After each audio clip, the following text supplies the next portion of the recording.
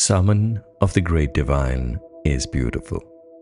And when the Hukum is with you, you find the strength, the energy, the direction, and a sense of purpose to begin once more. Begin exactly where you left. Jevad aap jane aap Nanak nadri karmi dat. Now that one Supreme Soul knows itself and knows everything that it creates. And the most beautiful thing that I've come across recently is this message that the whole purpose of creation is for the divine to experience itself through this divisiveness, through this multitude of entities that it creates.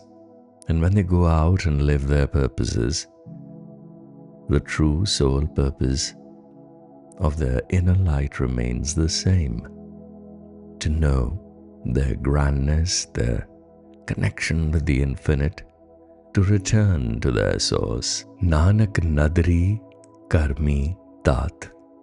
Now that glance of the divine, that meher, that one look of attention and focus, it's bestowed through blessing. And it's such an amazing thing. We go where our focus goes. We attend to where our attention goes.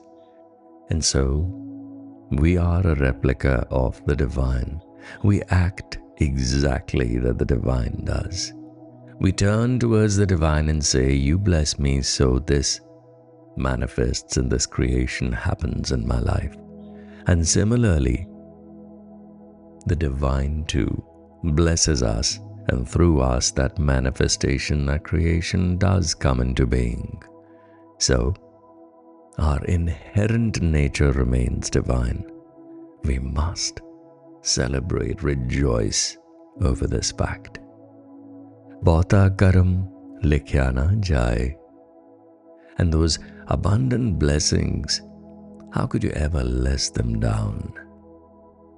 Looking at this beautiful third rock from the sun where we dwell, where the conditions are perfect to infinitesimally accurate decimal points, with the air shifting slightly, the mixture, the blend changing slightly, the rays of the sun or a particular layer disappearing, anything could disturb the balance of how and who we are. And we would just be non-existent. And a lot of books and debates have been done over this fact. Is this a mere coincidence? Or is it a divine orchestration, a dance of perfection, of fractal patterns that repeat, are now being unearthed and discovered, of the Fibonacci sequences that abound? So, when the divine has created us through these very precise, perfected coincidences, do we want to call them coincidences, or do we want to call them blessings, which they actually are? Bahta karam likhya na jaye. How can you count all that down? None of your supercomputers can. Nothing can tabulate it, generate a list of these abundant blessings. And the miracle begins with the first breath we draw. Vadda data til na tamai. And there is no holding back when it comes to the divine. And this is where I have been seeking inspiration personally, and I think you should all also. That if the creative expression of the divine has got no limitation, no stopping, no holding back, vadda data til na tamai, not holding a speck back, just creating, prolific, abundant, consistent, constant, and creating. What about you and I? What holds us back? The only holding back is of the ego. It continues to create this spell around us, spell of expectation, spell of overbearing overburdening circumstances of people around us trying to put us in a shell, in a box to define us. And if we break away, we become independent of that and create prolifically from the core of our soul, from the connectedness to the divine. If we plug to the divine Ethernet of Akashic records and all that pervades in the tiniest of speck around us. Imagine harnessing the power of an atom could blow up anything. The hydrogen bomb and all sorts of energy harnessing that we've done from a speck. A spoonful of COVID virus could do what it did to the world. So imagine the unrevealed infinite power that resides, that is still not discovered. Vadda Tata Tilanatamai. And the divine is just continuing to express, expanding this universe at an unbelievable, boggling rate. Kete mange jod apar. And there's so many great heroic warriors who've just begged right at the doorstep of this infinite power to bless them with victory in the battlefield, with resources, with so much power which they only can harness when they ask. Kete mange jod apar. Ketya ganat nahi vechar. And keep dwelling on that divine, but forget about quantifying and counting. Ketya ganat, how can you ever? It can never be counted. Kete khap tote vekar. And yet, we see corruption abound. Imagine Baba Nanak writing this decades and eons and hundreds of years ago, that corruption is abound. And so many waste away, they just die, engaging in constant corruption without believing in the good, in the straight path to be taken. Kete khap tote vekar. And it is exhausting to engage in corruption. Kete lele mukar pai.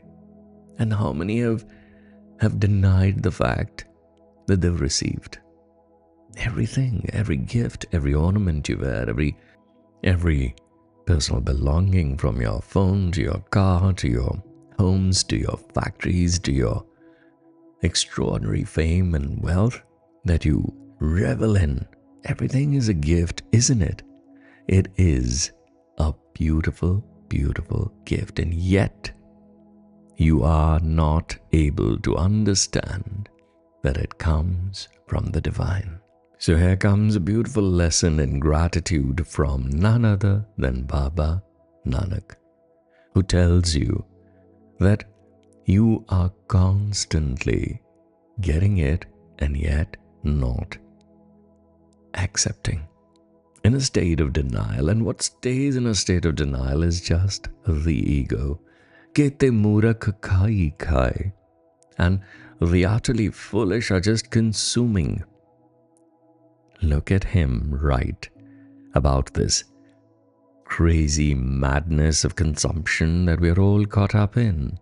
Consuming resources, plundering this planet mindlessly, never thinking about replenishing, returning without a sense of gratitude that, okay, this is what I have used, abused, and exploited. Isn't it my turn to return a little to the planet? Kete murak khai khai. Just constantly consuming. Kete aduk puk sad mar. And so many are enduring this distress, this deprivation, and this constant abuse. Look at the wars waging around us. Look at what's happening everywhere. From the Gaza to Ukraine to Russia to every other part of the world, there is this constant struggle and strife, and there's this anger, there's this desire to take away from others, to make them suffer. And it's all thoughts in the head, fictitious boundaries created, and yet we continue to do it, making others endure distress, deprivation, and a constant abuse. Ebi dat teri datar. Now, this is a line that a lot of people print at the back of their cars, at all the gifts that they have. Ebi dat teri datar. But the previous line says, Ketea duk puk sadmar. Ketea duk puk sadmar means that even the endurance of distress, deprivation, and abuse is also a gift of the great giver. And when everything is coming to us as a gift, it becomes a profound learning experience. It expedites, it gets you to jump classes when it comes to graduating back home to the divine. Band khalasi pane hoye. Now there is liberation from this bondage only when we understand everything is the divine will. Hor aakh na sake koi. No one else can do anything, has anything to offer, except for realizing that all that comes, all that is percolating down to us, into our vessels, into our bellies, into our experiences of life, is just coming from the divine. Jeko kayak aakhan pai. Now, if some fool would presume and say that, oh, I'm the doer, it's the ego, it's the small self that just jumps in and tries to take claim of having done something. And the more you realize you're the empty reed, you're an instrument, the music is through you. You're just the hand, the transporter, the carry truck. That's all. You are only a delivery vehicle. Jeko kayak aakhan pai. The one who says I'm the one doing it. O jane jetiya muh khai. He shall learn and feel the effects of his own folly, because one day it all comes crumbling down, wrapped in a shroud, taken down for the last journey and rituals. It's pretty easy. Because aap hai jane, aap hai de. There's only one who knows, one who offers, one who gives, one who relentlessly, abundantly continues to give. Aakhe se bhi ke. And few, very few are in a state of gratitude and acknowledgement of this. And the ones who are, they are the ones who are blessed to sing the praise of that divine, because Jisnu Bakse Sifat Salah Nanak Paat Shahi Paat Shah. It's only the one who's got the gift, the ability to transcend the small ego, become one with the divine source. To him or her, the doors of abundance open, the channel of infinite gifts opens, and they're able to sing praises. Now, gratification, gratitude comes, and immediately the doors open. Because you know you're just an instrument, you're here to live, to celebrate this earth, your life on this planet, and you're just supposed to get things done through you. When you become a source for other people's comfort, joy, when you are an instrument of service, it just completely changes the whole perspective. And even if you and I look back at our lives and we calculate how often it has been the case, every time we've thought about a very personal, selfish motive, it's fallen flat, or it's lacked the flavor of the juice of divinity. And every time we've transcended our small selves and offered with a sense of belief that, how can I serve? It becomes an infinitely gratifying experience. And every time I express thank you for everything that I have, it again becomes a beautiful experience. Could continue, could go on, because this is so delicious. But allow me to stop right here. Till we meet again and continue. Vaheguru, Vaheguru, Vaheguru.